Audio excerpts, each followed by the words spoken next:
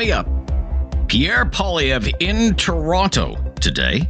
You'll hear what the leader of the opposition and the leader of the Conservative Party had to say to news reporters. I'm Rob Snow. This is Now You Know on News Radio. Going beyond the headlines. Now You Know with Rob Snow on News Radio. Pierre Poilievre, the leader of the Conservative Party, the leader of the official opposition, had a news conference about an hour ago, was in Toronto. The focus was government spending, something Mark Carney was also speaking about in the GTA. Mark Carney, the frontrunner for the Liberal leadership race. Let's listen to a little bit of the question and answer session that Pierre Poilievre had with news reporters today. David Menzies with Rebel News. Mr. Poilievre, you recently said that any foreign nationals who are convicted of anti-Semitic crimes in Canada should be deported. But that is a very high bar. There have been very few arrests and very few prosecutions over the past 16 months. Indeed, according to police and prosecutors, the anti-Semitic encampments at universities were not crimes. Shouting for a new intifada and promoting genocide are not considered criminal. Question: would you be open to reviving Stephen Harper's ban on the glorification of terrorism? Thank you. We're going to be releasing our election platform once the writ is dropped and the election is called. So you'll have to wait until then for those sorts of final decisions and commitments. But what I've made clear is that we have to reverse the hate and division that has been unleashed in this country over the last 10 years. The radical woke agenda that Justin Trudeau instituted and that Mark Carney has said explicitly he wants to continue, has divided our people. He's broken people up into different ethnic, religious, cultural groups and turned them against each other.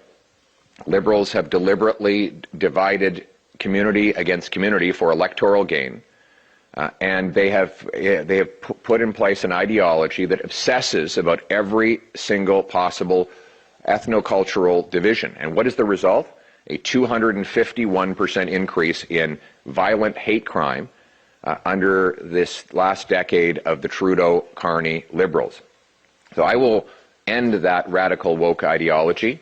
I will treat every single Canadian equally. We will cut off the funds that have gone to anti-Semitic groups and to other hate mongers. We will pass tough new laws that punish people who vandalize or attack places of worship. We will deport foreign nationals who are in this country that engage in violence or law-breaking of any kind, including anti-Semitic violence. And we will ban every single terrorist group that's operating here. We'll find and deport all of the IRGC thugs. There are apparently 700 IRGC thugs who are in Canada today, operating with impunity, who are not citizens. They're spending the stolen money that they took from the Iranian people while they instigate divisions on our grounds in this country. They will be kicked out of this country. We're going to put our country first. And finally, our approach is going to be that we are all Canadians. Every Canadian will be Canadian first. We can come from anywhere in the world. You can have any religious background you want. At the end of the day, we need a common identity with a common loyalty that puts that flag above everything else. Thank you. This will be the final question from Oxygen TV. Good morning. We find that in your plan, you encourage investment and less spending. We find Mr. Mark Carney put in his slogan that invest more and spend less. We also encourage to remove all barriers for trade between provinces. We find the same thing Mr. Mark Carney included in his plan to remove barriers. So my question is, do you see any kind of imitations or copy and paste? And your comment, please. Thank you. Well, I noticed that Mr. Carney uses a lot of slogans. He has been sloganeering his entire leadership campaign while I've been laying out real concrete policy plans.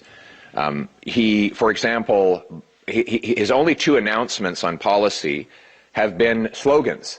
One, he wants to rename the carbon tax. And two, he wants to rename spending.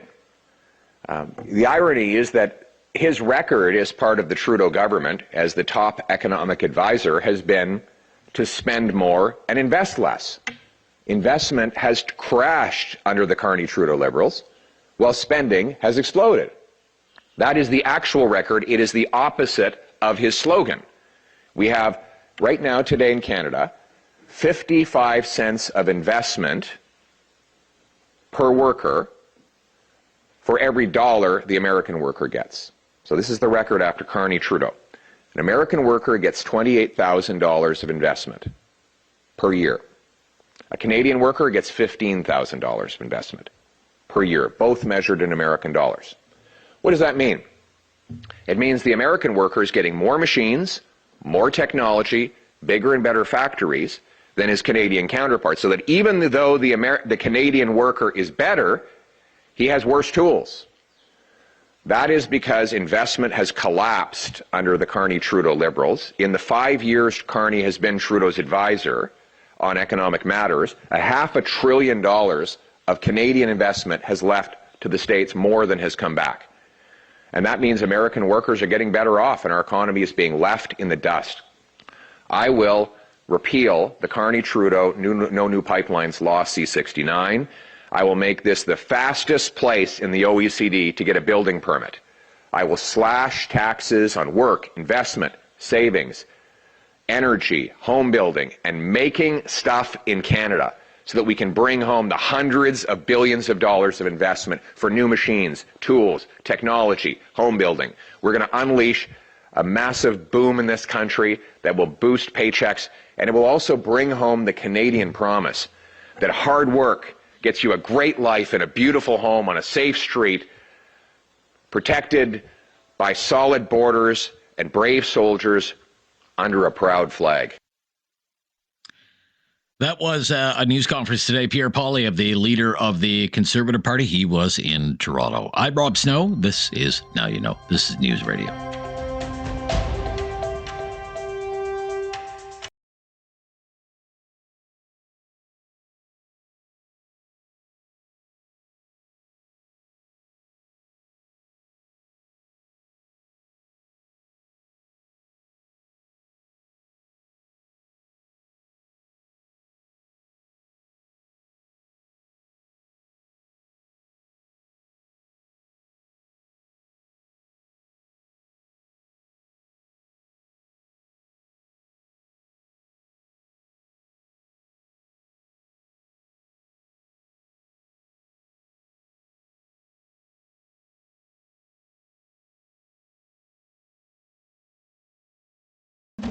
No question goes unasked or unanswered. Now You Know with Rob Snow returns on News Radio.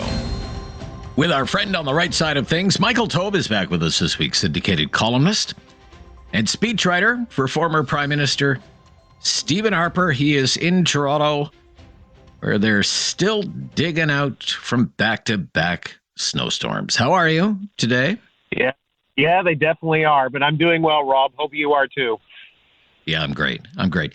I'm sure you're aware. I mean, the rest of the country loves to make fun of Toronto and actually take pleasure in Toronto's misery. Goodness knows how many jokes have been cracked in the last 25 years about calling in the army to deal with the snow. That was Mel Lastman. When was that? Yep. 99, I think. 99. 91, I think. 91. Think that was right. Okay. All right. Yep. Nevertheless, at least you had in excess of 100 centimeters of snow back then in a fairly short period of time. Really nothing like that this season. And yet, they're saying it could take, another week or so to dig out from all of this. Oh, really? Yeah. Okay. Yeah. And I know Mayor Olivia Chow, very left-wing mayor, she joked, well, at least I'm not calling in the army. At least I'm not calling in the army. And I think that's a joke that fell flat for a lot of people, because you have also had, under this mayor, back-to-back significant tax increases, property tax increases. It was in excess of 7%, I believe, last year, Toronto property tax increase. And it was almost as much. The one that just passed through the Toronto City Council was a 6.9% property tax increase. So I think I can understand if a lot of Toronto residents are wondering, well, what am I getting for all of these property tax increases? Because you would think snow removal is that's a core city service, and yet Toronto doesn't seem to be doing a very good job of it. What do you think about it, Mike? No, they're not doing a good job at all. It's actually going to be more than a week. They actually have said that it could take upwards of closer to 3 weeks or more to clear everything out. Now, I hope they're wrong, but no, the jokes about Toronto are well-earned and well-deserved. I am not a Toronto booster. I never have been, as you know, but in the same sense, I've never regarded myself as much of a great nationalist. So I look at things just more from what makes sense, how efficient, efficiency through the private sector, inefficiency through the government, and how the free market economy works, no matter if I'm living in Toronto, Ottawa, or Timbuktu. It doesn't make a difference. But it's been handled very, very poorly, Rob. No question about that. Again, they knew it was coming. Weather forecasting is much better now than it was even 10 years ago. The ability to see certain things. Now, we don't question, we don't argue that obviously some weather forecasts are wrong or things change, but you know sort of what's coming. And Toronto had plenty of time to deal with this, get ready for it, and recognize, based on the fact that there were two competing storms coming in, which brought down, I'm only guessing, but somewhere in the neighborhood of 55 to 60 centimeters after all was said and done, with a little bit of meltage from the first week, which was just after Valentine's Day. They should have known and should have been prepared and should have been ready. But as I recently wrote in my Troy Media Syndicated column, Toronto hasn't been ready for winter, hasn't been able to handle old man winter, as many call him, and I like to. That fictional character, they just can't handle it at all. If you compare Toronto's history to the way that they used to do snow removal or snow cleaning, from storms that happened in the mid-30s, the famous storm in Toronto in 1944, which had, I believe, 204 centimeters or more than 2 meters. I mean, that's a real snowfall. That's even something that Ottawa wouldn't necessarily recognize either. And I lived through one of the worst snowstorms in Ottawa when I was there between 06 and 09. That was an enormous thing, but it was an enormous undertaking too. But on the other hand, when you think that they had less manpower, less ability, technology was obviously much, lighter back then. We didn't have the advances we have now. And shovels were basically your weapon du jour whenever you tried to clear snow, which it still is obviously for homes, but obviously not on the roads. They were still able to make do and do their best. Yes, it caused disruptions, and yes, it caused problems. Even the ice storm in 1999, which happened in Toronto, which was very bad, well over 100 centimeters, and it caused a lot of mess, and it took a lot of cleanup to do. I'm not suggesting that the cleanup in 99 is going to be better or worse than what happened in 2025. We still have to wait and see how long this takes. But as of right now, I think that they're handling the ice storm of 99 better, just because you saw cleanup crews going right in, dealing with electrical wire problems and other things. Toronto the Good is really bad when it comes to winter cleanup and dealing with winter in general, as I said in my column. Okay. Give us a sense. I mean, you're a right-of-center guy, and, you're no... I could only imagine, you going into that by-election that elected Mayor Chow, you probably weren't a fan anyway, just knowing her NDP history. But I mean, what's your opinion of her very quickly, say in a minute or less? How's she done as mayor?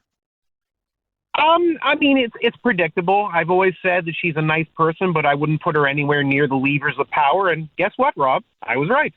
And so was everyone else. But we all knew what the problem was going to be. This is a woman who believes in, spending tax dollars, soaking the rich, putting more money into unnecessary programs.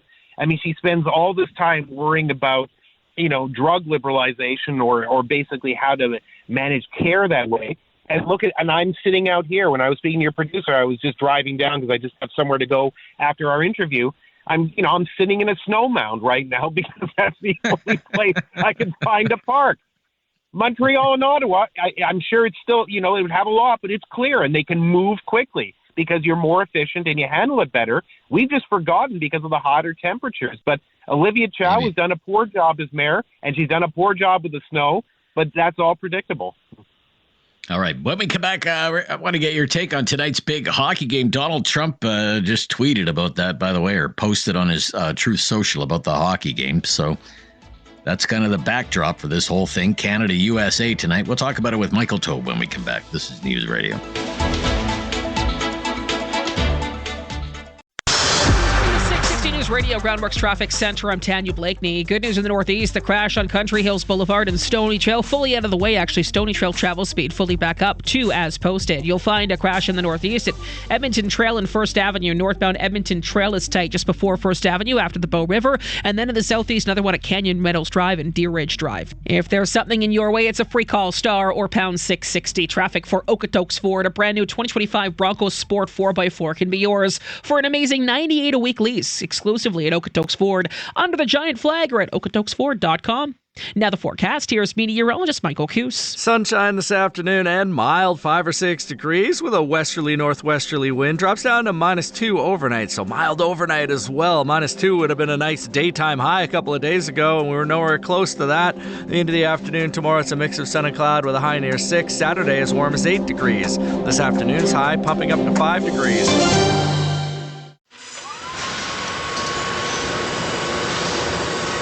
Do you know what the scariest sound to hear on a factory floor is? Silence. That means something somewhere broke. Production has stopped, and now you're paying your workers to wait while the team troubleshoots and tries to fix the problem. Finally, there's a proactive way to reduce equipment downtime, thanks to MaintainX. MaintainX is the asset management system that brings your maintenance downtime to zero. MaintainX lets you build preventative maintenance schedules, manage work orders in real time, and access the data you need to make better decisions. Downtime equals death in the production world, so make unplanned downtime a thing of the past. Try MaintainX for free. Control the daily operations of your business and transform your maintenance program by going to maintainx.com. That's maintain in the letter X.com. It's time to unplug and escape the freezing cold weather. At redtag.ca, we bring you the best deals from all your favorite Canadian tour operators. WestJet Vacations, Sunwing, Air Canada Vacations, and Transat, all in one place. And right now, redtag.ca is celebrating Air Canada Vacations' 50th anniversary with over 50,000 Sun Vacations on sale. These deals won't last. Visit redtag.ca for full details or call 1-866-5-REDTAG. redtag.ca. Made by Canadians for Canadians. Don't miss the big sale at No Frills on now until February 26th. Shop big savings on your favorite items like Campbell's Chunky ready-to-serve 515 milliliter or Habitant 796 milliliter soup at $1.88. No Frills won't be beat. See flyer for details. Google Safe Search automatically filters explicit content, helping kids search more safely online. Find more safety settings for kids and teens at g.co/families. Discover an exclusive presentation right now on Seeker. The Honorable Dr. Jean Augustine, Shirley Jackson, James Alexander, Willie O'Ree. There's so many incredible Black pioneers. I'm Shem. Nikki and I created an incredible special that we can't wait for you to listen to. It's called Proud, a celebration of Black history, exclusively on Seeker. Download the free Seeker app from the App Store or Google Play. Seeker. Seek your sound. SEEKR. Seeker. Pamper yourself and save over 30% at TSC on the Nakery Beauty Supersize Face Hair and Body Wash. Today's showstopper at tsc.ca. Exciting offers every day. Snow returns on News Radio. Back with syndicated columnist Michael Taube, speechwriter for former Prime Minister Stephen Harper. Let's talk about the big game tonight. Canada, USA in Boston for the Four Nations Face-Off Championship. Donald Trump just posted a few hours ago, quote, "I'll be calling our great American hockey team this morning to spur them on towards victory tonight against Canada, which with far lower taxes and much stronger security will someday, maybe soon, become our cherished and very important 51st state. I will be speaking with the governors tonight in D.C.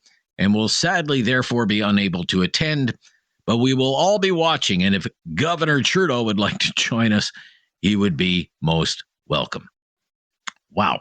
Okay, so that's kind of the backdrop for all of this. We have this poll from Leger. 27% of Canadians view the United States now as an enemy state. Just how big is this game, in your opinion, given the current strain in relations between our two countries? Yeah, ordinarily it wouldn't be, but tensions are so high right now that, yes, I mean, whether you talk about national pride or just, the winning side, it has become far more intense than, well, anything really has been in recent times between Canada and the U.S. I mean, obviously, when Canadian teams and American teams face off, no matter what the sport is, and you and I both follow a ton of sports, and we know this, you do get people who get extremely enthusiastic, excited, but no one goes out there looking for blood or trying to murder the other side. But this is about as close as it's ever come. Peaceful Canada has become, I wouldn't say crazy Canada, but certainly combative Canada would work. And it is interesting to watch it. It's going to be an interesting game. It's fascinating. And I don't mean to laugh. It's just Donald Trump, the way he crafts things and sort of his strategic outlook on life always amuses me because he knows how to get under everyone's skin. And you can even tell in the post that he spread out in True Social. Yeah, he's brilliant at it. Whether you love him or hate him, he's really good at that. And that's a classic example, what you read on True Social. Because remember, although Donald Trump obviously has interest in sports and owned the New Jersey Generals of the old USFL many moons ago, I've never really seen him comment on hockey before, so that may be a first. But, look, I think it's going to obviously be a very important game. I think a lot of Canadians are always going to be watching it. The Americans beat us 3-1 earlier in the sort of the round-robin stage, which, left kind of a bad taste in many people's mouths. So this is going to be a pretty gruesome battle overall, and it should be a close match no matter what, and it'll be interesting to see what the outcome is. Yeah.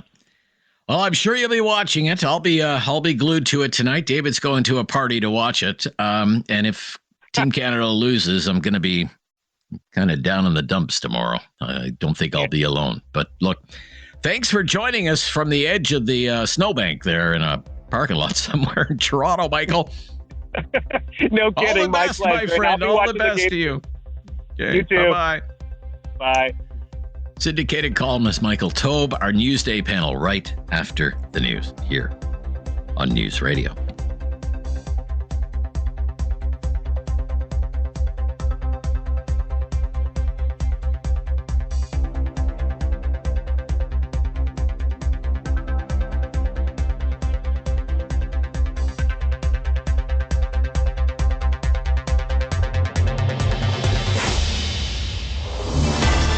Number one for breaking news, traffic, and weather. 660 News Radio, Calgary. Well, mainly cloudy and 3. Good morning, I'm Todd Kaufman. Here's what's making news right now. This month so far has been a bitterly cold one, but there is good news starting today. Yeah, it's getting warmer by the hour, and the mercury has further to rise still. Meteorologist Kevin Stanfield says we're at the end of this cold stretch. Temperatures between 5 and 10 degrees should be expected in the coming days, and checking into the long-range forecast, we don't have a repeat events like the first half of February in our future. And Stanfield says any precipitation in the forecast for the next few weeks looks more like rain. We'll have a closer look at the forecast coming up. 660 News Time, 10:31. Traffic and weather together on the ones from the 660 News Groundworks Traffic Center. Here's Tanya. That volume across the city is in mid-morning form, moving well in all areas. And if there's something that you see, of course, pass it on. As we watch cameras around the city, there is one in the northeast, a crash at First Avenue and Edmonton Trail. It's actually northbound Edmonton Trail approaching First Avenue just after the Bow River. Watch for crews that are there. Also in the southeast, Deer Ridge Drive and Canyon Meadows Drive managing an issue that is just over the hour mark now. If it's still causing delays, we'd love to hear from you. 403-291-0066. Traffic is brought to you by Canyon Plumbing and Heating. Replace your furnace with upgrades like state-of-the-art Wi-Fi thermostats and indoor air quality solutions. Financing options are available. For more info, visit canyonplumbing.com. Now the forecast. Here's meteorologist Michael Coos. It's a dry run of weather and a warm one, finally. A jet stream to the north, warm air pumping in across the province. Westerly winds for the most part today, up to 5 or 6 degrees. Drops down to -2 overnight. Tomorrow it's a mix of sun and cloud with a high near 6, up to 8 on Saturday. This afternoon's high reaching 5 degrees. 6:60 News Time, 10:32. A pedestrian was hit by a vehicle on Stony Trail in the city's north end this morning. Police say it happened near Country Hills Boulevard Northeast at around 7:45. The victim suffering serious but non-life-threatening injuries. Traffic was backed up on northbound Stony for a few hours as police investigated. No other injuries have been reported and no word yet on any possible charges. The federal government says 7 transnational criminal organizations are being listed as terrorist entities under the criminal code to fight fentanyl trafficking. The move is the latest federal measure to bolster security in response to American criticism. U.S. President Donald Trump has threatened to impose widespread tariffs on Canadian products, citing the southbound flow of migrants and drugs, including fentanyl. U.S. Border Patrol stats show that less than 1% of fentanyl seized is found at the northern border, but Canadian officials have expressed a willingness to do more to fight the deadly synthetic opioid. The designation essentially freezes a listed group's assets and property, which are also subject to seizure or forfeiture. And political experts are voicing their thoughts on the Premier and Health Minister's latest comments regarding the AHS scandal. There was a lot of speculation online about what the Premier would have to say, and experts say, well, it turned out to be a whole lot of nothing yesterday. Political science professor Keith Brownsey says he wasn't surprised to see both Smith and LaGrange double down. NDP health critic Sarah Hoffman continues to call for LaGrange to be fired. There were some shuffles made, however. The Premier saying that Andre Tremblay, who has been serving as the CEO of AHS, has been replaced in the health ministry. Despite this, he'll continue as the head of AHS. And later today, we'll hear from Mayor Jody Gondek on how the city is keeping a close eye on threatening U.S. tariffs expected to come into effect next month. She has scheduled a press conference for 1:30 this afternoon to share what measures her office and administration plan to take to protect taxpayers and businesses in the region. This, of course, as U.S. President Donald Trump adds lumber and other things to his tariff list. For more news you can use, go to our website, citynews.ca. I'm Todd Kaufman.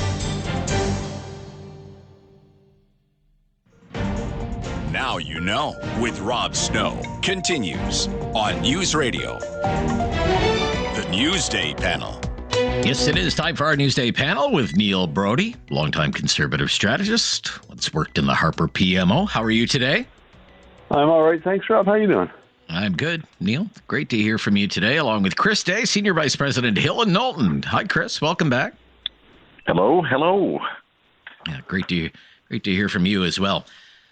Chris, let's start with you. What do you think about what you've heard from Mark Carney so far? He's accused of not being clear with some of his messaging. For example, saying one thing to an English audience about pipelines and then something totally different to a French audience about pipelines. Promising to rein in spending but run deficits, to rein in spending but also invest. Says he'll get rid of the carbon tax but suggests a carbon tariff. Just some examples. What do you think about what you're hearing from the Liberal leadership frontrunner? Well, in my view, it is never a good idea to say different things to different people in different places. That catches up to you in politics pretty quickly. It seems sneaky or opportunistic, and it is very corrosive to trust. It is also an especially curious or unwise tactic if you only have a matter of weeks to introduce yourself to someone and or to ask people to trust you with their vote. So that list of things, where there's this sort of perceived duplicitous or double speak, is interesting. I'd add another, and that's him positioning himself as an agent of change while being the ultimate insider. So Canadians will need to decide for themselves where they want to go and who they want to lead us through a very critical juncture. Okay. What do you think about what you've heard from Mark Carney so far and, what his critics would call doublespeak, Neil? Well, Rob, it's about what I would expect from a technocrat. As I've said on your show before, there's a reason central bankers shouldn't run for political office, and there's a reason politicians shouldn't try to be central bankers. An old political philosopher once said, many are called, a few are chosen. Mr. Carney is now finding out the hard way that competing for the top job is difficult. as the front runner, all eyes are on him, and he can't afford to continue with these self-inflicted wounds. To follow on what Chris said, one of the worst things a politician can say is, "That's not what I meant," because the immediate response is, "Well, that's what you said." And if people realize you don't mean what you say, your life as a politician comes to an end quite quickly. And the other stuff he said is just downright confusing. His latest gobbledygook that he will balance the government's operating budget and run a deficit on capital expenditures, well, that's just a fancy way of saying his government will spend more than it collects in taxes from us. And it's just another tax and spend liberal. He kept using this word yesterday during his event in Scarborough, catalyzing. We have to catalyze. We're going to catalyze investment. That whatever the government spends, we will attract private sector investments. Let's play that clip. Carney 4, David. Roll tape on that. The outline you released today sketches out considerable spending on infrastructure, technology, as well as a middle-class tax cut, financed entirely by savings found in government. I'm wondering how many billions of dollars you'll have to cut from the budget to finance your priorities. So the first thing is, if I may say, and this is a critical point, what we're looking to be much more disciplined around is the programs of the government or any direct investment of the government, that it catalyzes many multiples of private investment, and that as a consequence of that, it's growing our economy. And so being very clear and disciplined and linkages between those, that's the first. The second is that we have looked, and there will be an appropriate point if I'm selected leader and move forward, to cost out directly and reveal those costings of the various measures that we put in place.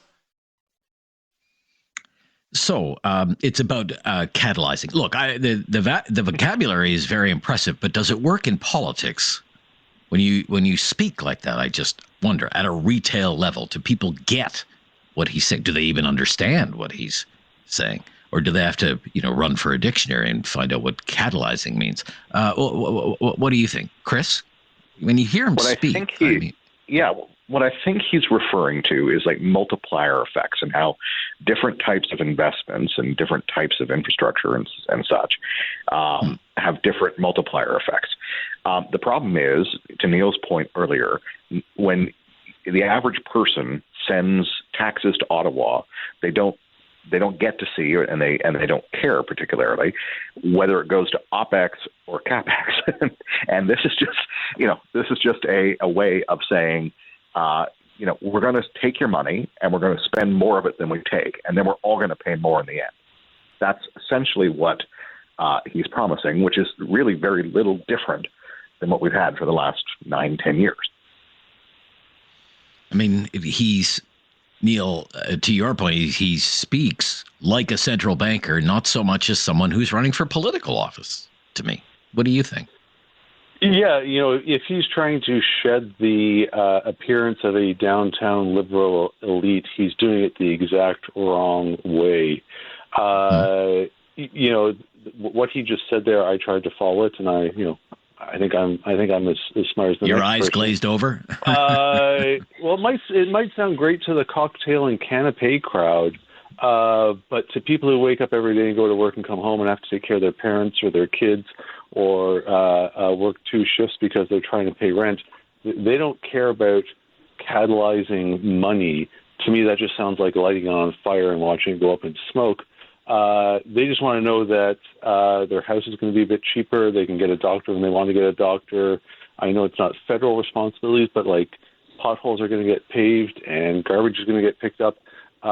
This central banker vocabulary that he has doesn't resonate with people who are going to go out and maybe vote for him in an upcoming federal election. Okay, we'll be right back. We'll look ahead to the Liberal Party leadership debates and what we should really expect out of a pair of Liberal Party leadership debates and whether it changes the course of anything. It has that potential. It's our Newsday panel. When we come back, I'm Rob Snow. This is News Radio. Now you know with Rob Snow continues on News Radio. With our Newsday panel featuring Neil Brodie, longtime Conservative strategist, Chris Day, Senior Vice President at Hill and Knowlton. So, I mean, the next big stop for the Liberal leadership hopefuls will be the leadership debates. What are you expecting? Fireworks? Could it be a game changer in any way? Or do you expect a rather sleepy and tame affair? Neil, what are you expecting from these debates? Well, I'm hoping for some excitement because, as we heard in the clips you ran in the last segment, it's been dull as dishwater up to now. The Trudeau machine, supported by a few left-leaning think tanks, have done a great job of running off the other candidates running for leader. I expect something from Ruby Dahlia. She's been running some pretty funny anti-Carney social media, which is refreshing. If Miss Freeland has any hope of being competitive, she has to score some points. Mr. Carney has to hold his ground without looking like he's beating up on two women. And, Mr. Bayless really has nothing to lose. So I expect some eye-popping comments out of him.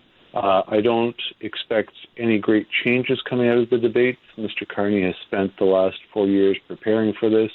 You can see it in his fundraising totals, and it really is his leadership race to lose. Right. Something else I think the Liberals want to avoid is, giving the Conservatives any material that they could use in attack ads, because that is something that has haunted Liberals in the past. Do you think it's easy to make priorities? Remember that came out of a Liberal leadership debate, or we didn't get it done. You remember, we didn't get it done. Something else that was used extensively in Conservative attack ads during an election campaign. But these are, creeping up on us here. Monday and Tuesday of next week are the Liberal leadership debates, one in English and one in French. What are you expecting from these debates? Fireworks? Is it going to lull us to sleep? Could there be, any knockout blows? Could it change the trajectory at all? What do you think, Chris? Well, I mean, it's basically going to be a contest between, the Liberal Party's version of Judas in Ms. Freeland and Justin 2.0 in terms of Mark Carney.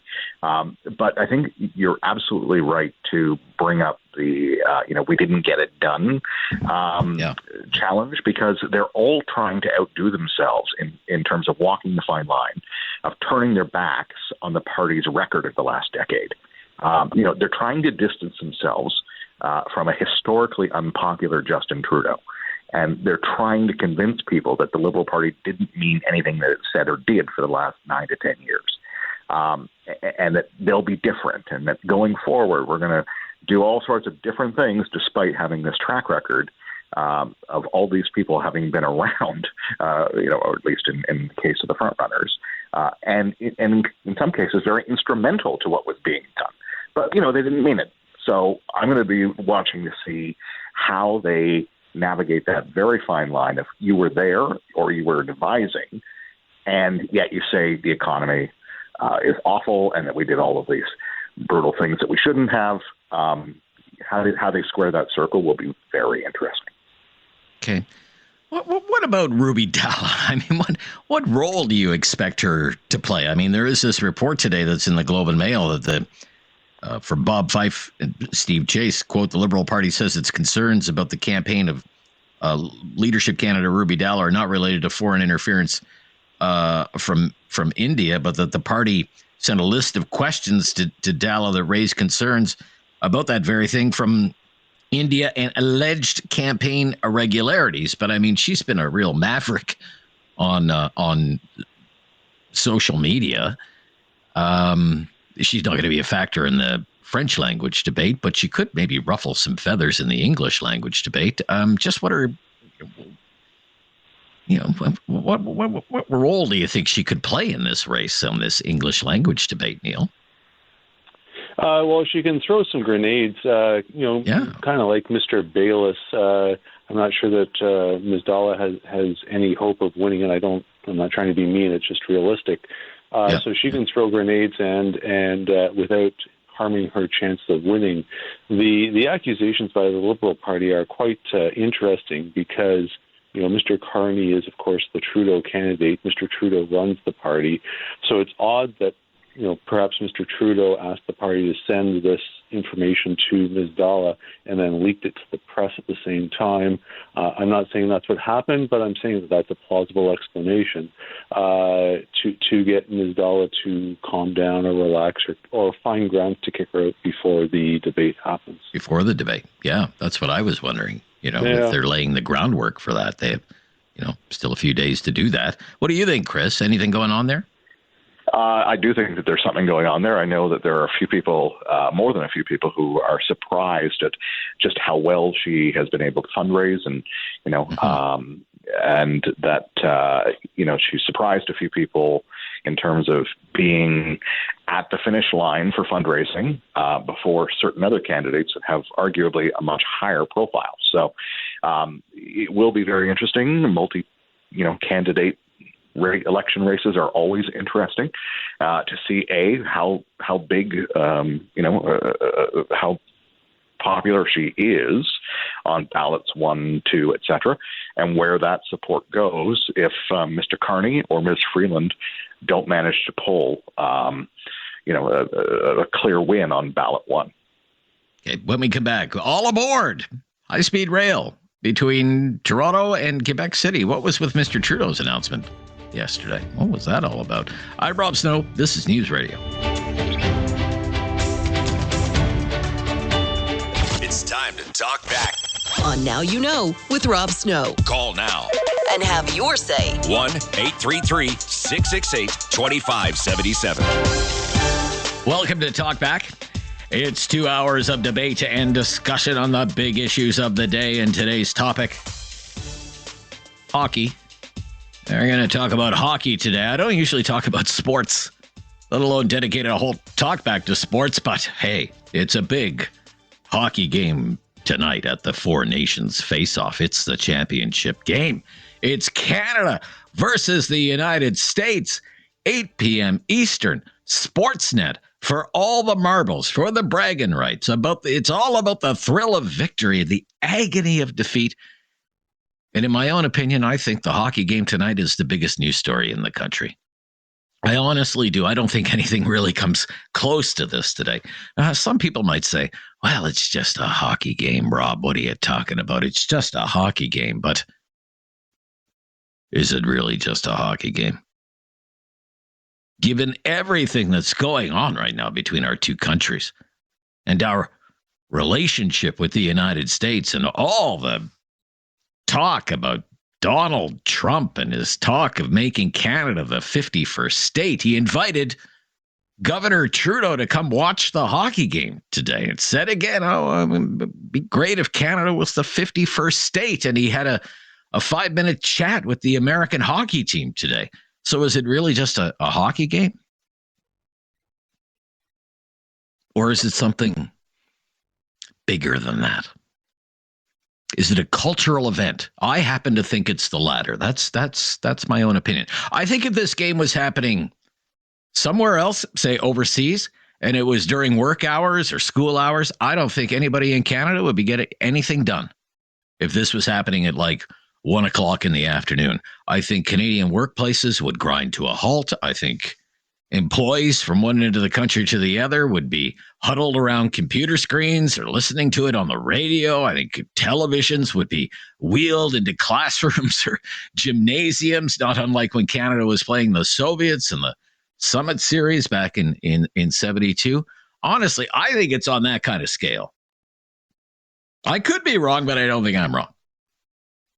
And I think by this time tomorrow, we will be learning that this hockey game tonight will have been one of the most watched broadcasts of all time, ever in Canadian history. So, in advance of tonight's face-off, again, 8 o'clock Eastern, Sportsnet, we just want to talk about it with you. And, just get your thoughts on what this hockey game means and, who you think is going to win and who could be the hero and who could be the GOAT. We have all kinds of questions for you. They're just conversation starters. Okay, they're just conversation starters. You care to make a prediction? about what you think is going to happen tonight. Who do you think is going to win? Why do you think that? Who do you think could be the hero? Why do you think that? Who could be the GOAT? I mean, the last time these two teams met was Saturday night, hockey night in Canada, Montreal. Fans at the Bell Center booed the national anthem of the United States, the Star-Spangled Banner. What did you think of that, booing the national anthem? It is becoming a thing in this country at sporting events to boo the American anthem. You think that's okay? Or do you think that's disrespectful? What will you think? How will you feel if the American fans in Boston tonight boo our anthem, boo O Canada? Is it just a case of turnaround is fair play? In the last game Saturday night, 3 fights in 9 seconds. 3 fights in the first 9 seconds of the game. In all my years,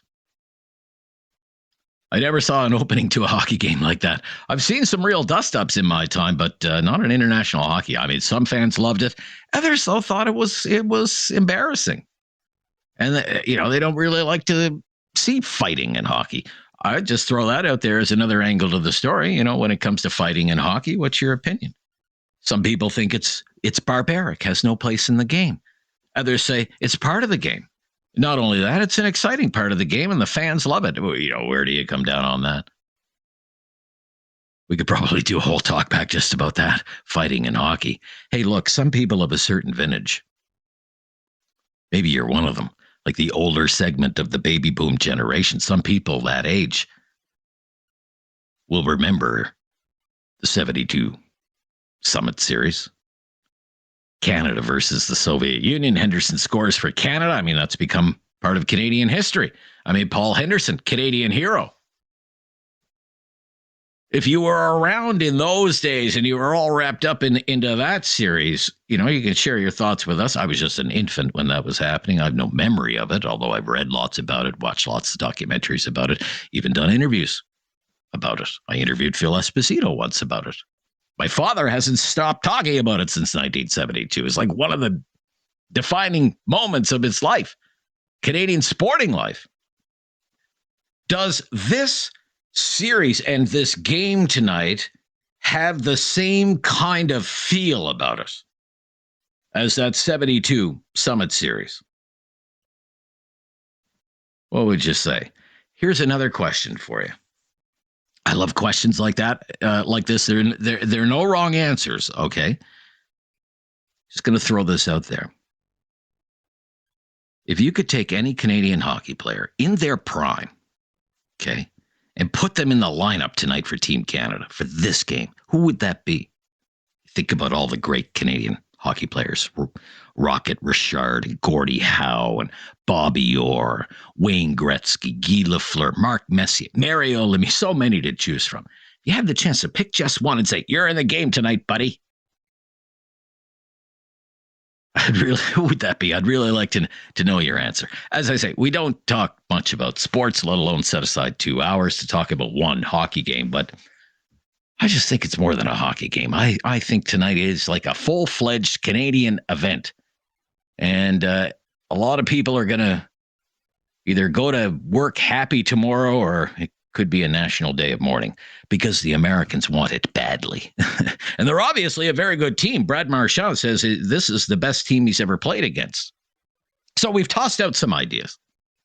But where the conversation could go, it doesn't have to go that way. We would be more than happy to hear whatever thoughts you have on what really will be an historic hockey game tonight. The call-in line, 1-833-668-2577, 1-833-668-2577. And if you've never called before, mention that to the call screener, will you? And we will make your call a priority. I'm Rob Snow. It's Talkback. Talking hockey today. Canada, USA. This is News Radio.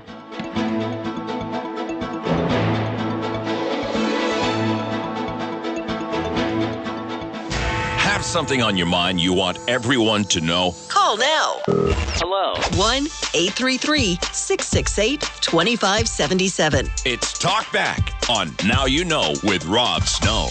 Taking calls about the big hockey game tonight, Canada versus the United States of America. 8 p.m. Eastern time is the face-off. Sportsnet. Steve in Calgary. Hi, Steve. Your thoughts on the game, Steve? Oh, I remember 72, the most agonizing thing I went through, I think most Canadians, when Foster Hewitt said, Dryden out at about center ice with 54 seconds left in the game. That was an agonizing 54 seconds. They had Yakushev, Palamov, and when Tretiak came to Calgary at the 88 games, he was absolutely treated almost like a hockey god. He had the entire respect of the Canadian people. I understand that's a different time. But here's the thing about tonight's game that nobody's going to talk about. All right. Is that I don't have Sportsnet. It's not on network TV. I only get off air because I subscribe to Netflix, Amazon, and Disney. And I wonder what percentage of Canadians actually get Sportsnet. Because I watch the hockey highlights on the news. But when you ask me, am I going to watch the game? No, you're asking people who have Sportsnet, do I have the game? And, okay, so your answer would be no, you're not going to watch the game because you don't subscribe to Sportsnet. Yeah, fair. Well, it's not that you don't get it, you refuse to buy it. Okay, it's a choice. I do have one prediction, then I'll hang up, and that is if America wins tonight, Donald Trump will say, I just signed a new executive order making America the hockey capital of the world. And the bottom line is, if America does win, at what point do we relinquish that title? We're the hockey capital of the world. Because if you look, and a lot of people don't know this, is that America has more kids in junior hockey or minor hockey than Canada does, because hockey is just too expensive. If you're in a single mom situation, you just can't afford to put your kid in hockey, and they're going into soccer and other things. But we've made hockey too expensive in Canada, and I think that's going to play a future role in our ability. Maybe. You think it has the same buzz as 72? I mean, you said you were watching that in 72. Does this have the same nothing kind has the buzz of 72 because the entire country shut down. Every school was watching. And I think it was just brand new to everybody because nobody cared about the Olympic hockey. But, unfortunately, Bobby Orr and Bobby Hall couldn't play. Bobby Hall couldn't play because it was really Team NHL, not Team Canada. That's right, and he had bolted to the WHA. Yeah. I remember that. Yeah. Okay. All right, Jay. Steve. Thank you, Steve. Thank you, Steve. Even the okay. All right, Steve. I'm going to run here.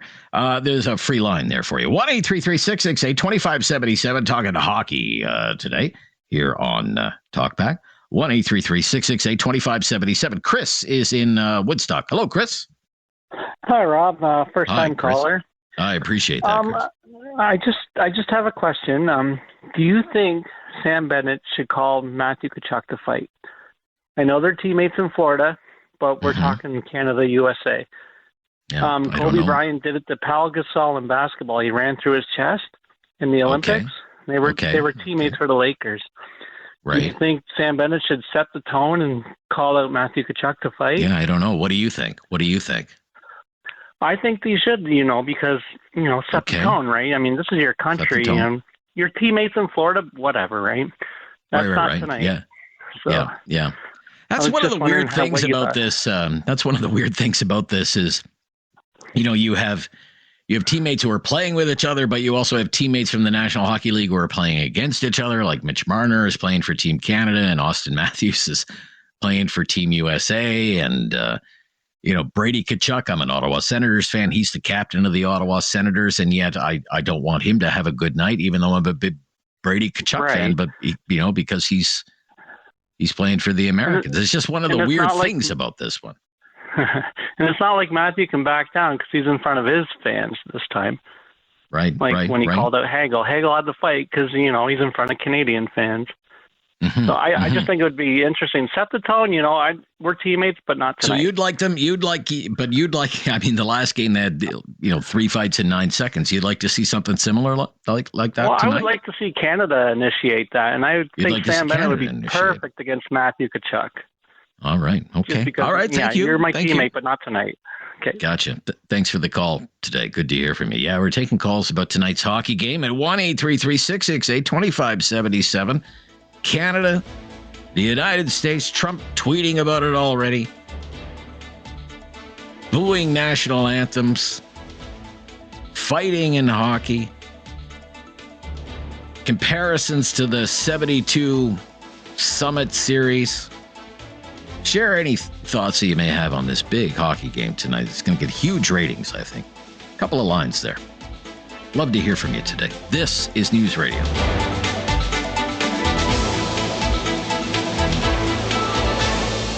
Have something on your mind you want everyone to know? Call now. Hello. 1-833-668-2577. It's Talkback on Now You Know with Rob Snow. Talking about the big game tonight, Canada versus the United States, the hockey game. Shelley was just starting to tell a story about 1972, Canada, the Soviet Union. I love stories about that, Shelley. So your father, you said, was a truck driver. Go on, My father please, was Shelley. a long-distance truck driver, yes. Yeah. And he wasn't home much. He'd be home for a few hours to sleep and maybe on a weekend, but even then we didn't see much of him. But that day, I was home from school. I was sick. And I remember my dad and some of his friends sitting in the living room watching that game. I don't remember much about the game myself because I was just a little girl, but I do remember my dad being home. So that's a pretty important part of sports in Canada. So, just I would like to just see, politics be politics and sports be sports. Yeah, I'm usually like that, but it's hard to separate the two. Sports is my escape from politics. I talk so much about politics. I watch sports to kind of unwind so. Yeah. And I don't mind if we see another couple of fights at the beginning of the game. I thought that was a pretty good start to the game. Okay. Don't mind a fight or two. Don't mind a fight or two. Okay, Shelley, thank you for your call. Great to hear from you. Thanks for hanging in there. Yeah. To Nova Scotia. Jack is in Nova Scotia. Hi, Jack. Hey. Hi, Jack. I have to mention the passion about 2 callers ago. That's Kyle, so awesome. Okay. Yeah, I would say, size, speed, skill, Mario Lemieux. Mario Lemieux. The Mario Lemieux. Yeah. Mario the Magnificent. Yeah. He scored that great goal for Canada in when was it, 87? Gretzky to Lemieux for the Canada Cup. Yeah, I don't know if you were around for that. And he can fight. So, yeah, I wouldn't want to see Mario fighting. I'd like to think there are other guys who could fight, but if he wants to he was a big guy. If he wants to get into a dust-up, but if you could pick somebody in their prime, right? If you could pick somebody in their prime, that's the guy you would like to have, right? No, you would like Mario on the team. In their prime, Mario Lemieux, because he can get it all done. Yeah, he was an amazing player, just an amazing player. Maybe he'll serve as a little bit of inspiration tonight. Yeah. Oh, yeah, good point. Thank you for taking my call. And hey, Jack, great to hear from you. All right, Jack, good stuff, buddy. Also in Nova Scotia and Halifax, Len is on the air. Hello, Len. Oh, good afternoon. It's the first time I never knew that you were on in the afternoon. I would have listened to you before, but anyway, I'm on there now. I just want to say one thing. Yeah. I'm a Canadian. I'm a born Canadian, and I've lived here all my life. And I would just like to say one thing. I would like to see this game tonight being strictly just a hockey game between good players that are on the ice, and the fans should respect everybody that's on the ice. This booing that takes place, I don't care what anybody says. It doesn't belong in the game. We're talking about people on the ice that are of all nationalities, for that matter. I think a lot of them are Canadians, if I'm not mistaken. Am I right or wrong? I'm sorry, can you repeat that question, please? Would you say that a lot of the players, even on the United States team, are from Canada? Well, a lot of them might play for Canadian teams, but they wouldn't be on Team USA unless they were American citizens. They're American citizens. Yeah. Oh, they have to be American citizens. I didn't realize that. Yeah. I thought they might have been from I thought they might have been from Europe or everywhere else where they come from to play now. They're all Americans. Anyway, I would hope Boston is a place that we recognize as one of our best friends in the world.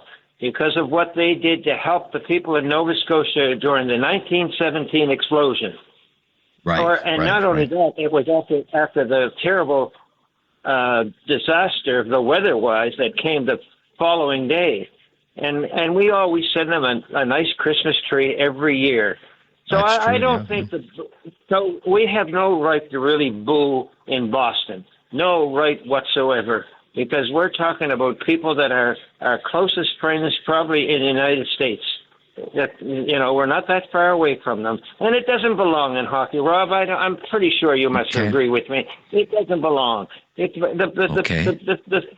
people on the ice have nothing to do with what's happening in politics. Leave politics alone and let's just play hockey. Anyway, you have a great day. Okay. Again, hard to do that. I mean, Donald Trump has tweeted about this today. Let me read that again. I'll be calling our great American hockey team this morning to spur them on towards victory tonight against Canada. Then he goes on about the 51st state business.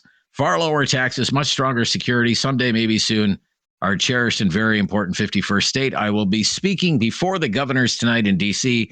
and will sadly, therefore, be unable to attend. But we will all be watching.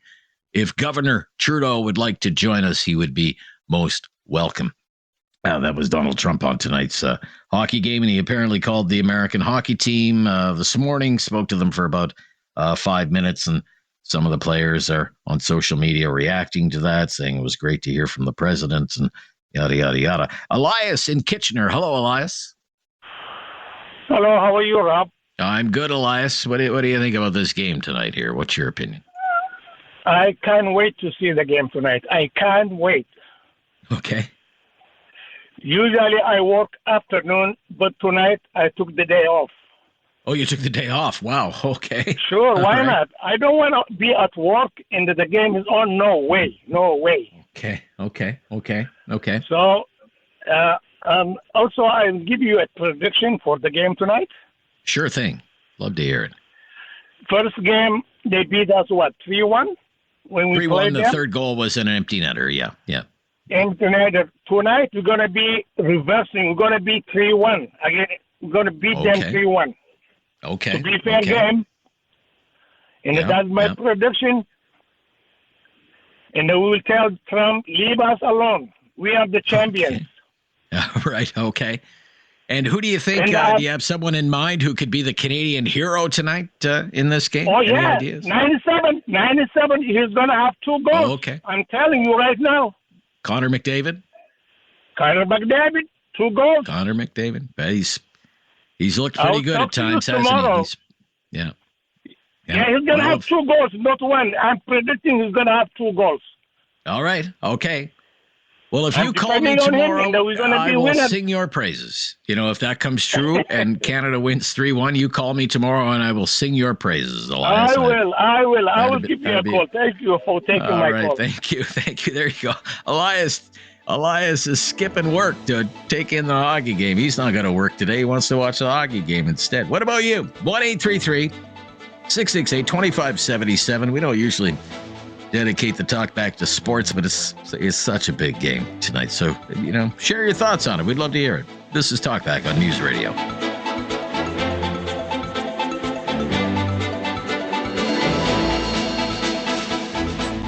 Have something on your mind you want everyone to know? Call now. Hello. 1-833-668-2577. It's Talkback on Now You Know with Rob Snow. He calls about tonight's big hockey game, Canada versus the United States in Boston tonight in the championship of the Four Nations face-off. Paul is in Halifax. Hello, Paul. Hi, Paul. Hi, how are you doing, Rob? I'm good, Paul. I'm good. Going to take an afternoon nap so I can stay up late. Yeah, I know it is late down here when it happens. I'm a bit of a relic for this because I was in university in '72. Really? Okay. The build-up to the Russians, or the Red Army team as they really were at the time, was building for quite a number of years. I actually saw a skinny brush-cut kid, I think it was in 1965, play the Red Army team at Maple Leaf Gardens. His name was Bobby Orr. He ran around the ice with the puck stuck on his stick the whole night, and that was the OHA All-Stars. They tied them 3-3. A couple of years later, we had the Canadian national team. I can't recall if maybe Dryden was in goal for them at the time. It was his father David Bauer's team, of course, in those days. I went to that game. We lost 3-1. So this was building to 72. And by then, Bunny Ahern and, of course, the International Ice Hockey Federation was claiming that, the Russians and the Europeans were superior to hockey. And by the time we got to Game 8, it was starting to look that way. So I was going to watch it at university at the common rooms. I lived at home, so I could get there. They wheeled in these TVs on the stands, which are about 20-inch TVs with 400 people trying to watch them in black and white. And said, forget it. Okay. But I was fortunate. One of my best friends, Mom and Dad, had just bought a color TV.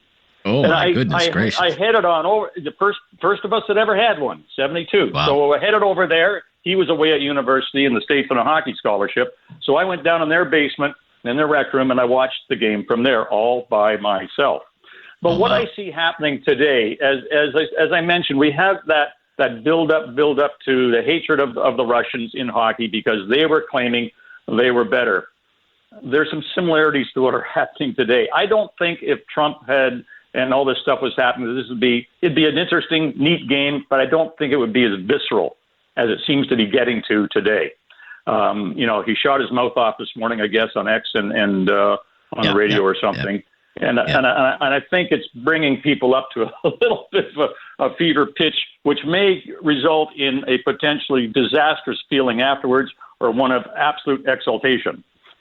We will have to see. Obviously, hope it's the latter. It's a hockey game. We only made one or two little mistakes last game. It cost us the game. Makar's back in tonight. We've got the line sorted out. I'm doggone optimistic that we will prevail tonight. But so as someone who is all kind of wrapped up in that, and you have to keep in mind, like that 72 series, that was like an entire month-long drama, like the entire month of September. That was what the nation was focused on in those days. Does this have the same kind of feel to it? Not yet. Not yet.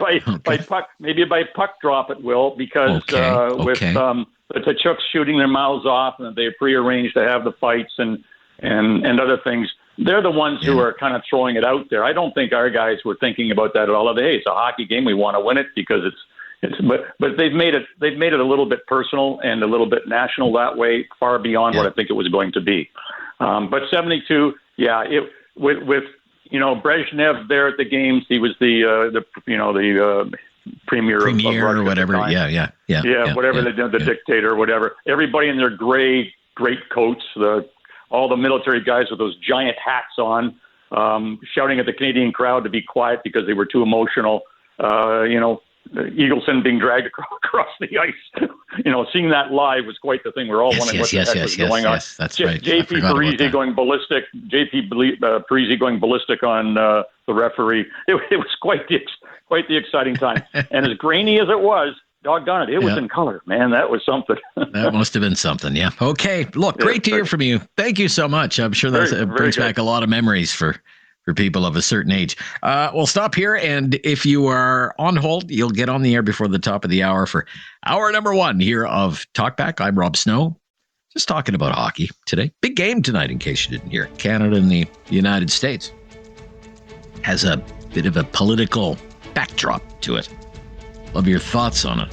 1-833-668-2577. Join the discussion on Talkback on News Radio. CFFR AM. A Rogers radio station. 660 News Radio Calgary. Have something on your mind you want everyone to know? Call now. Hello. 1-833-668-2577. It's Talkback on Now You Know with Rob Snow. We're talking about hockey today. Big game tonight. Canada, USA, 4 nations face off. Rick up next in Dartmouth. Hello, Rick. Try to call once a week, Rob, but I couldn't resist today. That's okay, Rick. You call as often as you want, Rick. Don't worry about that. I know. But look, back in '72, I'll get to tonight's game, but back in '72, people say, "Where were you when Paul Henderson scored?" I said, "I don't know, somewhere in Saginaw, Michigan." I was trying out for the Saginaw Gears in the International Hockey League. Like it's basically 2 leagues below the NHL, but it was a pro tryout. Oh, okay, wow. And it was insane because there was absolutely zero coverage of the series. The Americans, why would they even care, right? Canada playing the Ruskies, so we got all our information, from phoning home. And when I eventually saw the games was when it came out on VHS sometime in the early 80s, I think. Wow. So I finally got to see it, but it was quite a disappointment in a way that to not be in on that Canadian moment of hockey history. Now, as for tonight, I think President Trump jinxed the American team by calling them twice in a row. And hockey players, as you know, are superstitious and believe in jinxes and putting the left shin pad on first, et cetera, et cetera. So I predict today that tonight that the Americans are going to fall short, and Canadians are going to. It might even be a dynamic win. It might be more than 2 goals, not including empty netter. So the same kind of hype that you get in the dressing room from the coach, they got from Trump for the first game. But the second game would seem more political, and they would go, he's just using us as a tool.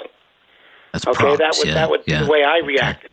So anyway, that's all I got to say. All right, Rick, well, I thank you for saying it. Enjoy the game tonight. I assume you're going to watch it tonight. Yeah, Cyril in Fall River. Lots of calls from Nova Scotia today. Hello, Cyril. Hello, and thanks for taking my call. I remember the 72 series, but I got to tell you about where I was when the final game was. I was driving a tractor trailer at the time, and I was sitting waiting to get loaded on the ferry to head to Newfoundland. And, of course, we had no TV or nothing in our trucks in those days, and so we went inside the terminal and we were watching the game till finally the guy from we knew we were going to load soon, so finally there's a word came out. The captain sent a guy into the terminal and said, "Okay, guys," it was all truck drivers, and "Okay, guys, you can stay here until after the game. We won't load you till the game is over." Well, we cheered up. We went crazy over that. You imagine, stop the whole ferry just to watch that hockey game. That's how important it was. Then it gets better. When we got on, went up and go get something to eat, and anyway, so there was a bar on there, and the bartender said, "Captain said it's free drinks for you guys here." Of course, we couldn't really drink because driving trucks, you didn't want to come out, get off. 5 hour, and then that'd be done. But the other passengers who were on there, they were slishing them down, and they were singing "Oh Canada." It was unbelievable. Now to get to the politics. Listen, I heard my wife and I watching the hockey games and watching these Canadian fans booing the American national anthem. I remember in 1972, Team Canada was playing against the Soviet Union. They were communists then. That's before it broke up, and they were totally different from us. Yes, and you never heard one booing to the Russians. The only time the Canadians booed, they booed some of the Canadians when they were losing. That's right, in Vancouver. There was absolutely no booing by fans, and here they're booing now. There's one man causing all of that, and I wouldn't even mention his name. Disrespect. All right. Okay. But give you an idea of how emotional it was at that time. And stop a ferry. I know, that's crazy. That's wild. What a wild story that is. Look, I appreciate you sharing that story. It's such a great story from a bygone era, but one that's certainly part of Canadian hockey history. Maybe tonight it will be the same. It's time to talk back on Now You Know with Rob Snow. Call now and have your say. 1-833-668-2577. We've been taking calls today. Welcome to hour number 2, by the way, of Talkback. Thanks for listening today. We're taking calls about tonight's hockey game. Just getting your thoughts on tonight's hockey game, Canada versus the United States. You make a prediction if you want. Booing of national anthems been a popular topic. Not a lot of people are fans of the booing of the anthems. There'll probably be some boos, I would suspect, for O Canada. The game is in Boston tonight. Fighting in hockey. I mean, what a wild start to that game last Saturday. Canada lost 3-1 Saturday night to the Americans. Huge ratings for that one, but the 3 fights in 9 seconds. I mean, it was crazy, David. It was crazy. Listen to this. And this Four Nations face-off matchup is underway, and the gloves are off. Matthew Tkachuk and Brandon Hagel. Hagel skated away as he got back up, imploring the crowd to get even more vocally involved if that's possible. This was set up. And here they come, Ray, you're right. Right before the first Tkachuk fight, this was set up. Here you go. Bennett in the lineup for the first time. Brady gets the better of this one. We're 9 seconds in. We had a fight 2 seconds in, another one 1 second later. Now in the center of the action, it's Colton Parayko and JT Miller.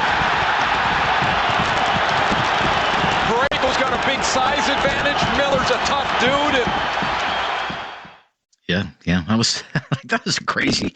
I've never seen anything like that in an international hockey. I wonder if the same thing will happen tonight. But it's reignited this debate. Fighting in hockey. Should there be fighting in hockey? Some people don't like fighting in hockey. Others say it's part of the game. It's an exciting part of the game. The fans love it. If you have any comments on that, maybe there'd be some dust ups tonight. I don't know.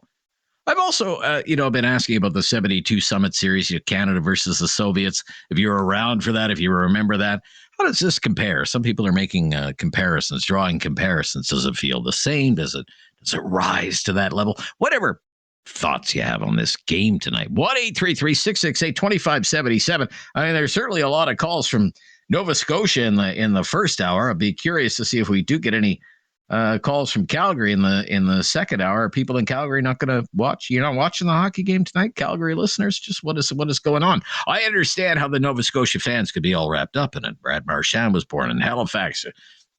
Sidney Crosby, of course, from Cole Harbour. Nathan McKinnon from Cole Harbour. That incredible connection there. Let's go to Joseph in Kitchener, Ontario. Hello, Joseph. Hey, Rob. Enjoy your work very much. Thanks for taking my call. So much. Your opening today was fantastic. I don't think you overstated the impact of tonight's game at all. I think it's as epic as you so eloquently described, for sure. I'm 64 years old. Remember 72. I also think you nailed it on the difference in terms of it being an entire month of September versus a very short, quick tournament. But the feelings are certainly there, driven by the political element as well. But I loved one of the questions that you threw out in your opening as well, which is if you could have any Canadian player suit up tonight, yes, who would it be? And in my view, it would be Bobby Orr, a healthy Bobby Orr suiting up. Anytime I get into the debate as to who is better, Wayne or Bobby, I say, well, put 5 Bobby Orrs on the ice versus 5 Wayne Gretzky's, and inevitably everybody says 5 Bobby Orrs would win. So give us a healthy Bobby Orr tonight. We win 6-2, and we show Donnie who's the king of the hockey world. I really enjoy Bobby your Orr work, is getting Rob. flack. Bobby Orr gets a lot of heck these days because he endorsed Donald Trump. Right. So he's the greatest to ever lace him up. I truly believe he's a fantastic Canadian. And you give him us tonight, and we win 6-2, and we show Donnie who's the king of the hockey world. Thanks, Rob. I really enjoy your show. Right. Look, I appreciate that. And I was asking if you could take any Canadian hockey player, in their prime and have them suit up for Team Canada tonight, who would that be? You think about all the great Canadian hockey. I thought about this. I thought about it long and hard. And in the end, you know what? I settled on Carey Price. I really did. The great goaltender for the Montreal Canadiens. I'm not a Habs fan, but I've always been a Carey Price fan. I always liked that guy. It was great to see him the other night during one of the intermissions, looking good, looking healthy. But I was just thinking about Carey Price, and he was always so calm and cool and collected. And I mean, this game is so big. And when you're the goalie for the Montreal Canadiens, every game is big. And you're always surrounded by the media. You're always in that pressure cooker in Montreal. You're always in the spotlight. And he was just always so super cool, super calm, super zen, even when everything was on the line. I mean, like nothing could rattle that guy. And even though he never won a Stanley Cup, that's who I would want to in a Team Canada jersey tonight. He won gold in 2014 with Team Canada at the Olympics. I just feel Carey Price, he was like built for moments like this. But that's one of the questions. Any Canadian player in their prime can suit up for Team Canada tonight. Who would that be? Just one of many questions that we can talk about as angles to this whole story. Joe in Port Elgin. Joe. Hello, Joe. Hi, Rob. For me, Joe. it's no-brainer. It's Wendell Clark. Wendell Clark, okay. He could bend the stick. He had a wicked, deadly wrist shot. He'd put you through the boards if you had your head down. And if you stepped out of line, he'd drop you like third period French. You know what I'm saying? I know what you're saying. Yeah. I always liked Wendell Clark. That's my boy. Yeah. That's my boy. Okay. That's my thing. But I'm a little worried about our goaltending tonight. Yeah. I don't know if we're going to win the goaltender battle. That's a bit suspect. Yeah. Yeah, that American goalie is something else. He usually plays for Winnipeg, of course, Hellebuck. But Binnington won, I guess, the Stanley Cup in that building. So maybe that'll give him some good vibes or good memories or something. But he's looked a little leaky at times, hasn't he? He's looked a little leaky at times. Sketchy. Yeah, I would agree. Like that, I think it was the first goal that the Americans scored. That was kind of, I thought that was kind of a weak goal, I thought on Saturday night. Try not to think about Trump. Yeah, hard not to. He keeps inserting himself in everything, of course, and I guess it's to be expected that he wants to be part of this one too. Inviting Governor Trudeau to watch the game with him. And he's having a riot with all this crap. Yeah, probably. Okay. All right, Joe, good to hear from you. I like your pick, Wendell Clark. Yeah, always liked Wendell Clark, too, even though I was never a Leaf fan. I'm Rob Snow. Let's talk hockey today ahead of the big game. 8 o'clock face-off tonight for those in the Eastern time zone. It's on Sportsnet. Sure, it's a ratings winner for them. This is Talkback. 3 lines available there. 1-833-668-2577. This is News Radio. Have something on your mind you want everyone to know? Call now. Hello. 1-833-668-2577. It's Talkback on Now You Know with Rob Snow. Share your thoughts ahead of tonight's hockey game, Canada versus the United States. Len in Calgary. Hello, Len. Hey, how's it going, Rob? I'm fine, Len. What are you thinking? Well, yes, Calgary will be watching the game for sure. It'll be an exciting game. Carey Price is a great choice, but I'll throw a name at you. How about Bob Gainey? Bob Gainey, sure. When I think during one of the... I remember a line that there was a game where the Montreal Canadiens were playing the Red Army. And I believe the coach for the Red Army said Bob Gainey was the best hockey player in the world at the time. Absolutely. This guy will fight. He'll score goals, he'll make hits, and he was an outstanding leader. Yeah, Bob Gainey. That's another good choice. Are you feeling going into tonight's game? Are you feeling confident? Are you feeling nervous? What would you say? I think nerves are a part of it. Confident. Everybody wants to knock down Canada, win, lose, or draw. It's like my daughter says, we don't want to politicize the game and give Trump anything. So if you say something, you just feed into him. So just say nothing and let the game be played out and say, you know what, it's all about hockey. It's not about them and us or whatever. And the last thing I'd like to say is where did a lot of these top Americans play? They come to the Canadian Hockey League, the Western Hockey League, the Ontario Hockey League, the Quebec League. Yeah. They play there, and it's like, okay, so we can't be that bad. Yeah, true enough. Yeah, great points. It'll be fun. It's exciting. It'll be exciting. It's like the Summit Series. Summit Series was far greater, but you know what? It'll be fun. And win, lose, or draw, we're still a hockey nation. All right, Len. Thanks for the call. Great points. Yeah. Love that pick, Bob Gainey. JD in Stettler, Alberta. Hello, JD. Hey, Rob. Yeah, thanks for taking my call. I agree with some of your earlier callers and your opinion. Prager, Stevens, perfect picks. Even I love the comment around Wendell Clark. He's another one I'd absolutely put in there. Now, a couple things. I was a young teenager when that series took place back in the early 70s, and yes, it was Russia. Today it's the U.S. I also had the fortunate pleasure and opportunity to play in select team in Alberta that played the Russians, Czechs, when I was a midget hockey player. And, you know, the Russians were hated just as much as we are currently hating that U.S. team. But here's something that we were not talking about is I think that U.S. team did exactly what they wanted to, completely threw us off in the first game. We weren't ready for it.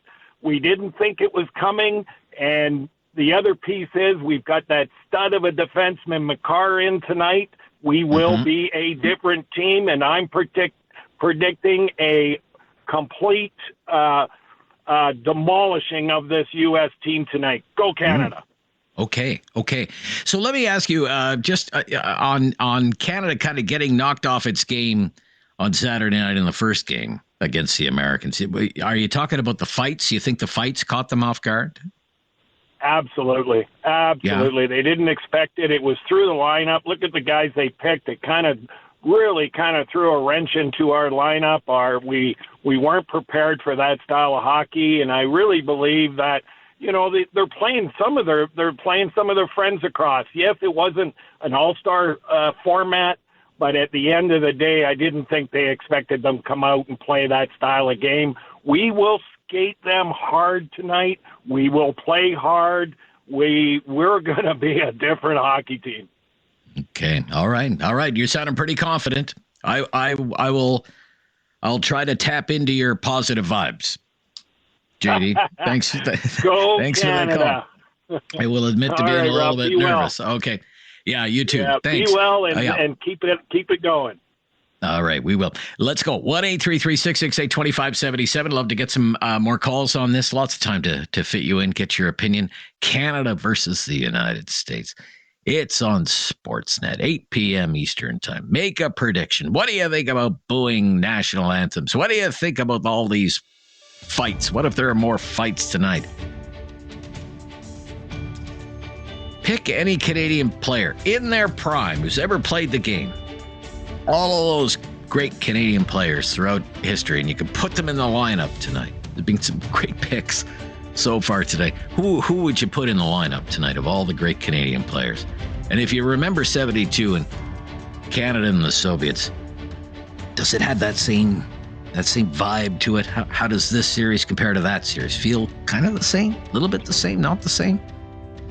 Very much the same. 1-833-668-2577. Share your opinion on Talkback on News Radio.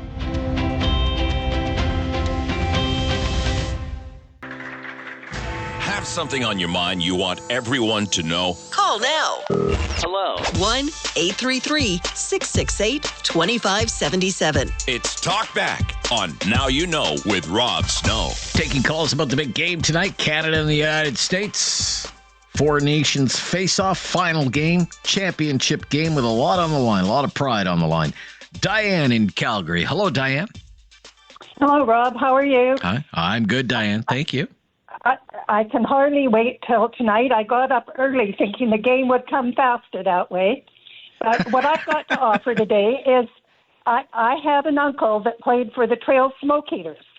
So okay. I figure if they could put somebody like Seth Martin in today's uniforms, they would win tonight, no problem. Okay. You're very excited for tonight's game then, obviously. I am beside myself, yes. You're beside yourself, okay. All right. Okay. How are you feeling? Are you feeling nervous? Are you feeling confident? How would you describe it? A little nervous, and I think nervous. That's got to do. Yeah, that's because of the political thing. But that aside, I think Canada's going to come away with a good win. Okay. All right. Okay. You're not nervous about the performance of the players. You're a little bit more nervous about the politics of it all. The politics plus the players themselves are going to be nervous. They all want to win. Oh, sure. A lot of pressure. Yep, 40 players out there, and they all want to win. So It should be an exciting night, and I hope it's an exciting day tomorrow. Yeah. What do you think about this booing of the anthems? We've been booing the anthem. You know what? It doesn't make any difference to me because it's going to happen, and what happens happens.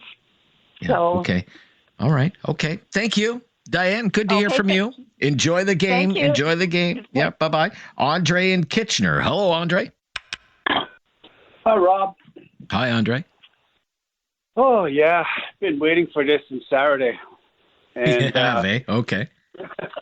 So what I'm enjoying, I really enjoy you saying about Price. Carey Price, yeah.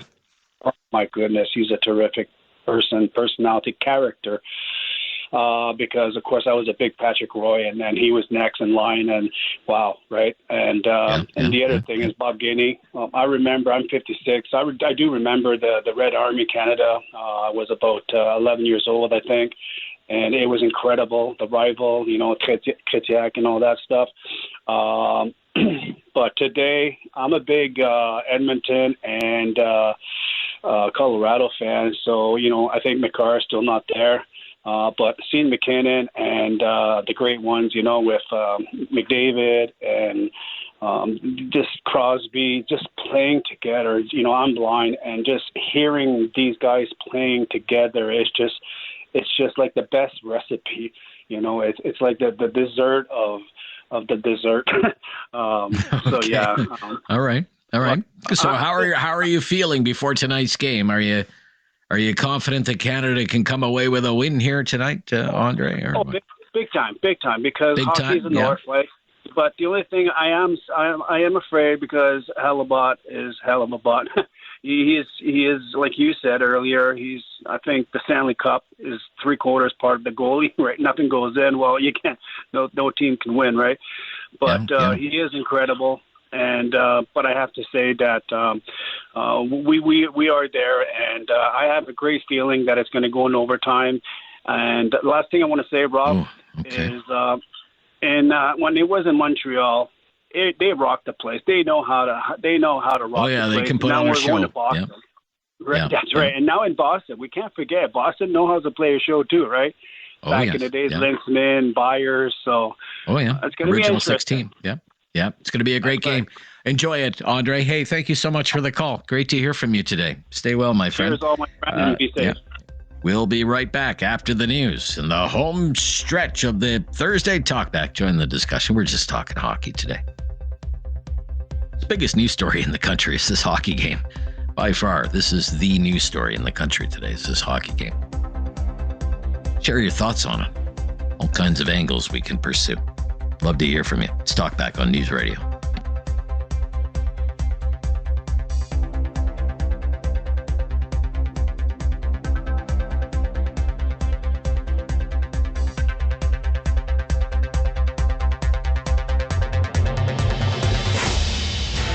Something on your mind you want everyone to know? Call now. Hello. 1-833-668-2577. It's Talkback on Now You Know with Rob Snow.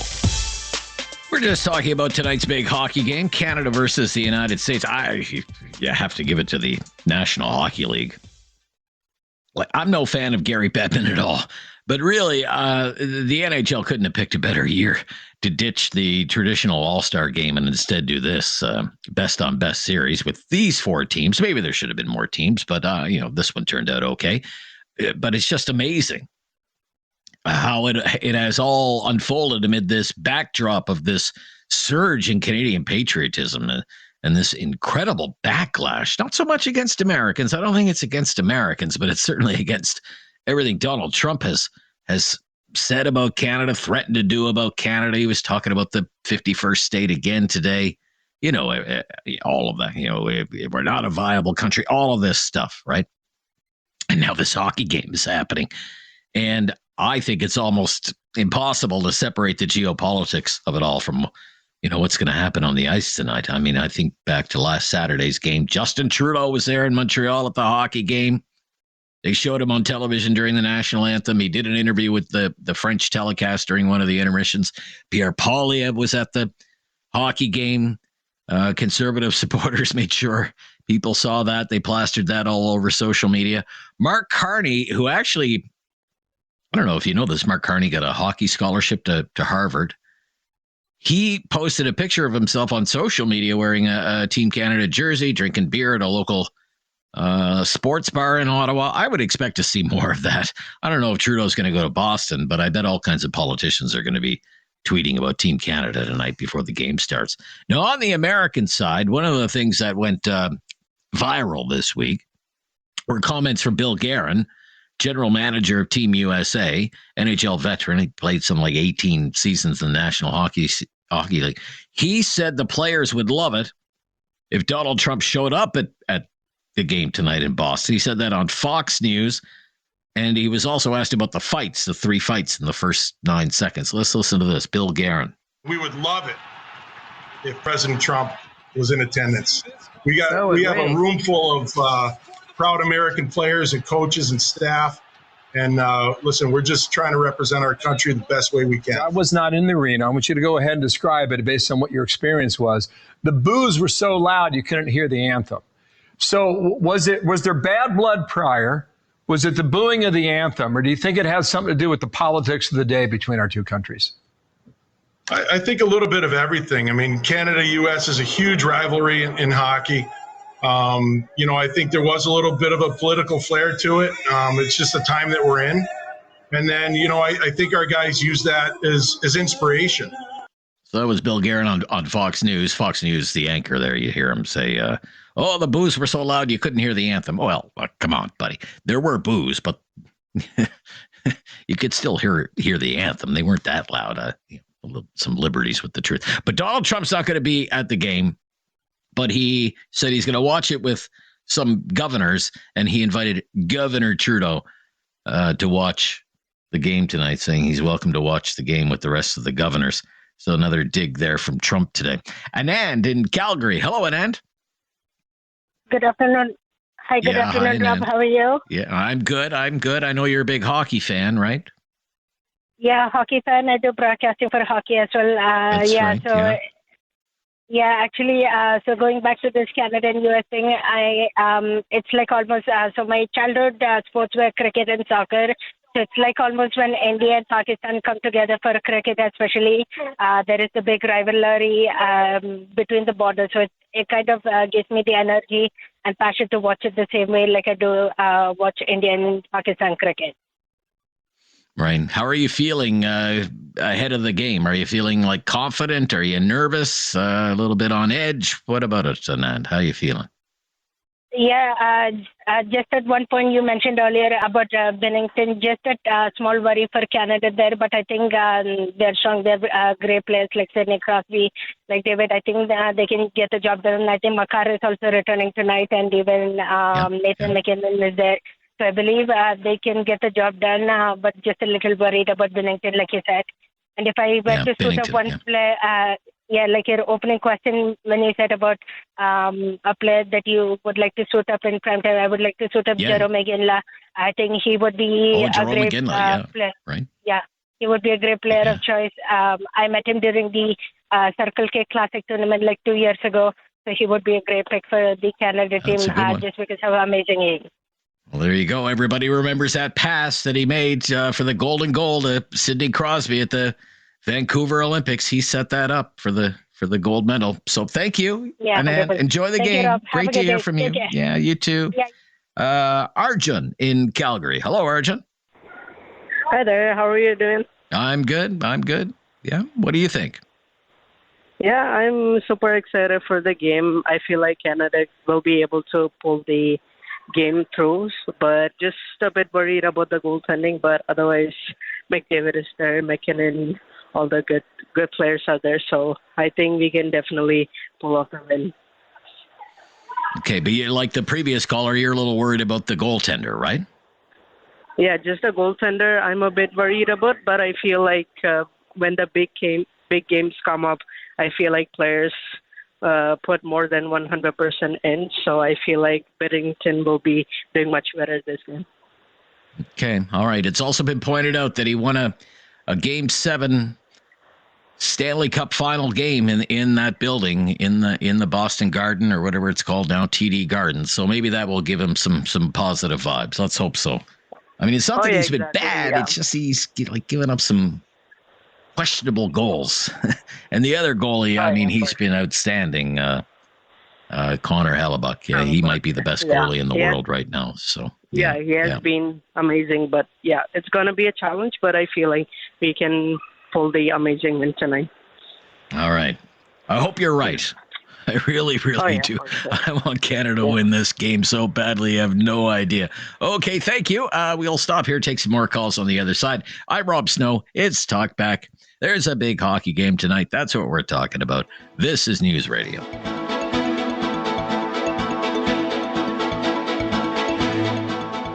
Talking about the big hockey game tonight. Team Canada, Team USA, 4 nations face-off.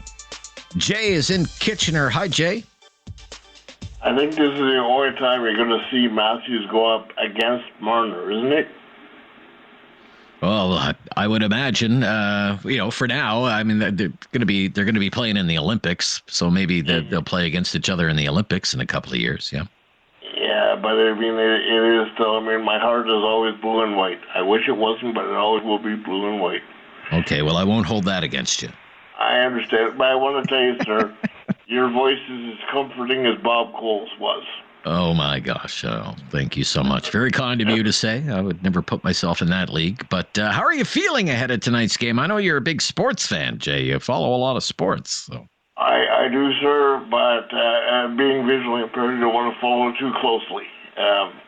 Because, sports is a comfort, but it also is a tremendous relief with all the other stresses we face in today's world that we can't fix. Yeah. Do you think Team Canada can get it done tonight? If not, I'll have a team burger and think about it. Okay. All right, Jay. Well, look, enjoy the game. And I'm sure we'll speak soon.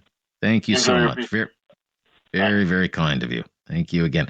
Jeff is in Cambridge. Hello, Jeff. Hey, good day. Hi, Jeff. I'd like to go. I'm doing okay. How are you doing?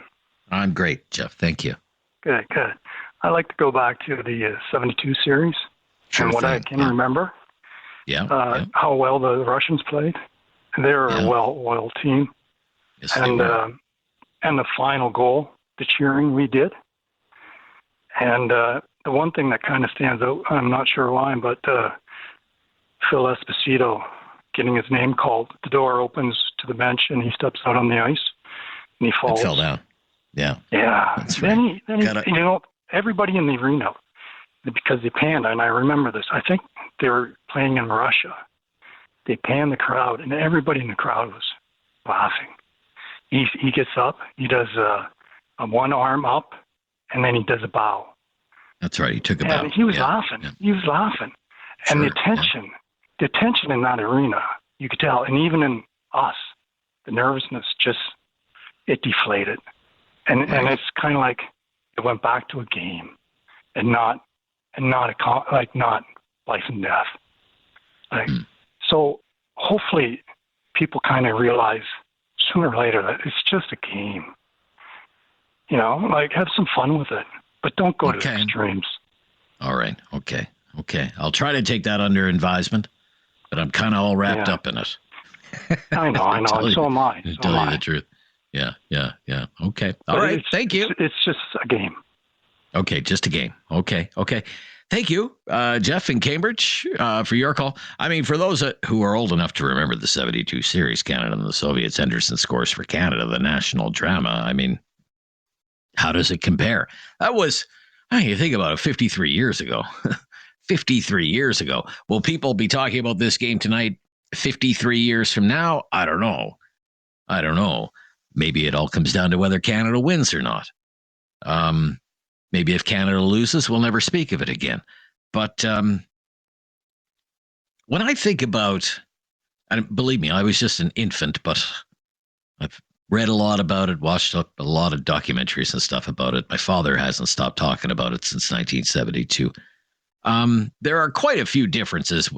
I mean, if you think back to 1972, I mean, it was the Cold War. The Cold War was like smoking hot. And part of the reason that series was even held, it was about diplomacy through sport. Well, that was kind of one of the driving forces behind even having this series. There was a whole diplomatic push on from the Trudeau government, the Pierre Elliott Trudeau government at the time. But the Soviets, they would win all the Olympic gold, they would win the World Championships, and Canada would never send its best players because they were all in the National Hockey League. And this was kind of the chance to put our best against their best. And there was this extreme overconfidence on the Canadian side in the lead up to the first game that it wasn't even going to be close and Canada was just going to smoke the Soviets.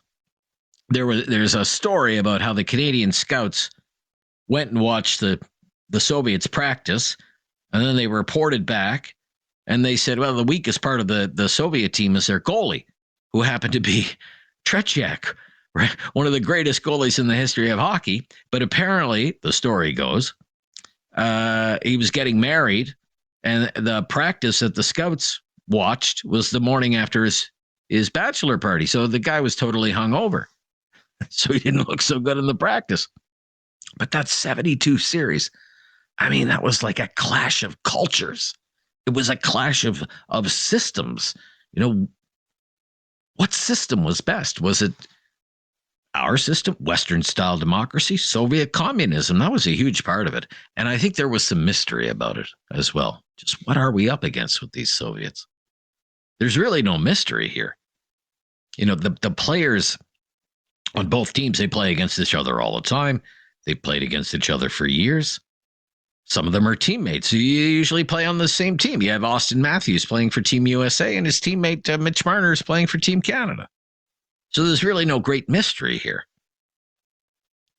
But I think there's a great chance for some Canadian hockey player to be the hero and never have to buy a beer in Canada for as long as they live. I'd love to hear your thoughts on it. I'm Rob Snow. This is Talkback on a Thursday, ahead of a big hockey game. This is News Radio.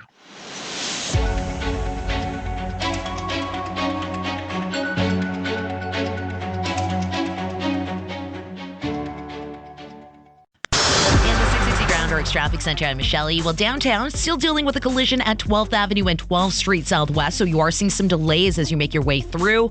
In the Southwest as well, we've got a new collision southbound 14th Street at Heritage Drive. This one in the right-hand lane. Thank you, Hussein, for the call on that one. We are seeing melting, but major routes otherwise, though, continue to move well around the city. Northbound Deerfoot Trail, though, just before 32nd Avenue. Do keep in mind there is a trailer in that right middle lane, so you do want to stay to the left or right. Now, if there's any other issues you spot, pass them on at 403-291-0066. Westerlies are around 20 kilometers per hour for today with a low of -3. Mainly clear conditions expected overnight into a largely sunny Friday with a high of 8 degrees. Westerly wind gusts averaging 40 kilometers per hour, possibly up to 50 at times with a low of -2. Then 7 degrees your high on Saturday, partly cloudy with westerly wind gusts up to 20 kilometers per hour. More sunshine expected Sunday where we could reach 10 degrees. Today's high is 5. Have fun at Casino Days. Play thousands of games including slots, tables, live games, and jackpots. Join the fun at Casino Days. No purchase necessary. Open to all players 18 years and older. Free to play. Please enjoy responsibly. After last Saturday's showdown in Montreal, Canada and USA are set to battle again. If there was any doubt about how bitter this rivalry's becoming, it just got answered in 9 seconds. Tonight, get ready for the ultimate rematch. We're in for something special. It's all on the line in Boston. Can Team Canada rise to the challenge, or will Team USA triumph on home soil? Four Nations face-off championship game. Canada versus USA. Tonight at 7 Eastern, 4 Pacific. Only on Sportsnet. Or stream it on Sportsnet Plus. Do you know what it's like to fight for your child's education every single day? I do. I'm Tiffany, and I'm a single mom. My son relies on education workers daily. Now education support workers are on strike, fighting for fair pay and proper staffing so they can keep helping kids like mine and care for their own families. This is the provincial government's responsibility. Act now to fix this. You listening can help too. Visit supporteducationworkers.ca. A message from QP Alberta. What if proposed changes to the tax legislation take a bigger bite out of your wealth What if there is a dispute in the family that leaves your estate tangled up in court? What if your legacy isn't protected the way you intended? At Macmillan Estate Planning, we don't leave your future to chance. With tailored estate planning, we safeguard your assets, minimize taxes, and ensure your wealth is passed on as you choose. Take control of your legacy. Call Macmillan Estate Planning at 1-833-266-6464. Adventure is calling at the Calgary Boat and Outdoors Show, presented by Bush. Gear up for the 2025 season at show special pricing. This Friday through Sunday at the BMO Centre, Stampede Park. Tickets and info at calgaryboatandouttdoorshow.ca. Working for you for nearly 3 decades. Always listen 3, 4, 5 times a day for breaking news, traffic, and weather. 660 News Radio Calgary. Random quotes. If music be the food of love, play on. William Shakespeare.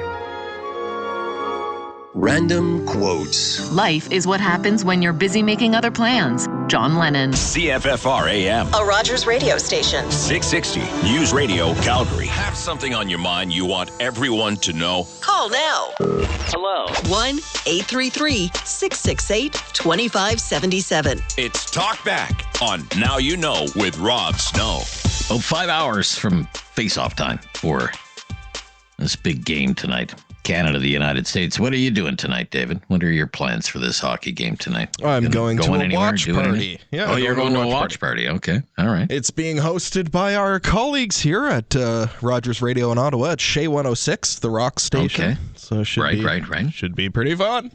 Well, that'll be fun. I imagine the place will be jammed. Okay. Yeah, I'm going to take a nap. I don't even usually see 8 o'clock. I'm getting so old. David even knows, don't bother texting Rob after 7:30. He's probably in bed. No, I know. But I'll stay up late for this one. This is worth it. Yeah. I never drink caffeine after noon, but I'll have to have some caffeine. So I'm so excited about it. There's been some trash talking, Dave, between these teams in recent days leading up to tonight's game. A lot of it has to do with the fights that happened at the start of the last game. Remember, in the first 9 seconds, one of the Team Canada players who was in one of those fights was Brandon Hagel, originally from Saskatoon, plays for the Tampa Bay Lightning. I'll tell you, I listened to this and it almost brings a tear to the eye, Dave. It kind of chokes me up a little. He said he dropped the gloves, got into that scrap because he did it for the flag. From your side and their side? No, I think it's going to be the same way. I think it's two countries. Listen, what happened the other night, I think I did it for the flag and not for the cameras. I love that. But what does he mean by that? Some say that's a shot at the Tkachuk brothers, Matthew and Brady. They were the American players who were in the first two fights, the two brothers. And that it was all planned by them in a group chat ahead of the game. They wanted to start some fights right off the opening face-off, to fire up their team. This was Matthew Tkachuk about that. This is what he had to say. Maybe their team doesn't like each other then if they don't have group chats. But, I think that